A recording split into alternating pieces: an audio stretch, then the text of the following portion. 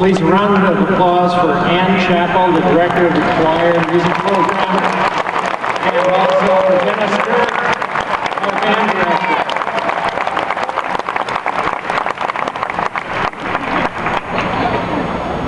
I'd like to invite Rachel Smith Sr. up. Yesterday's pains, tomorrow's inspiration.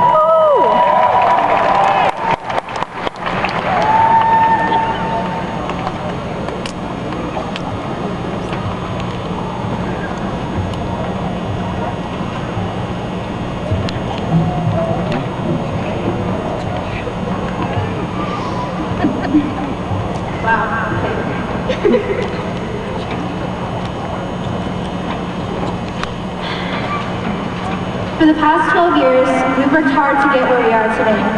Congratulations, my fellow grads, on getting here. Some of us have really enjoyed the past few years of high school. We've made new friends we'd like to keep forever. We've succeeded in meeting and exceeding the standards that others have set for us, and we've achieved our goals that we've set for ourselves. The best part is, it's been relatively easy.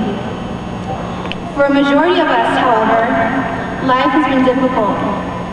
Now, those of you who know me are probably thinking, what does Rachel know about a hard life? She obviously had an easy time in high school. Well, you would be right. I didn't have to deal with that many difficulties outside of my schoolwork. I do, however, know people who've had to take care of their handicapped families.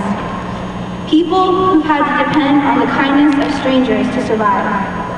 People who've had to fend for themselves far too early in this cruel world. Through them, I have experienced those difficulties. Now, those of you who have faced difficulties similar to those are often overlooked at graduation. People who have given this type of speech before me tend to focus more on their ability to get all of their schoolwork done. They highlight what the teachers have accomplished in teaching us, not what we've accomplished in teaching ourselves. Now, don't get me wrong. We've learned a lot from our teachers, and the things that they've taught us will come in handy when we make decisions in the future. In the end, though, we're the ones who made the decisions that got us here today, and we're the ones who will continue to make the decisions once we leave. We're all different, and we've all had to deal with various difficulties, but all of us here today have been able to pull through them.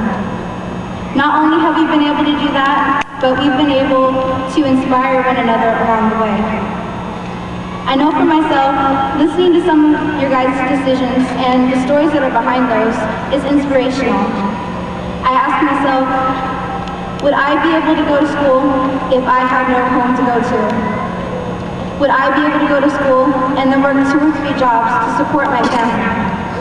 Would I be able to go to school if I felt like no one cared about me in the world? If I felt like I was all alone? No, I wouldn't. But the thing is, many of you have. Many of you have dealt with issues I can never imagine, and yet you keep coming to school because you realize the value of your education. It's truly inspirational to me, and I'm sure that others in our class have felt the same way. This inspiration has created a bond among us. It's taught us how to depend on one another for courage and strength when down. We've depended on this bond to encourage us to go to school despite the problems making us want to stay away. For many of us, we'll look back on our high school years and have fond memories of friends and family. For others, we'll look back and see the variety of harsh circumstances we've had to overcome. For all of us, we'll look back and see the decisions we've made and the role they play in who we've become as individuals. We go into the future looking forward to what most of us consider the unknown. During this time, more than ever, it's important that we remember the strength that all of us have demonstrated to get to this point.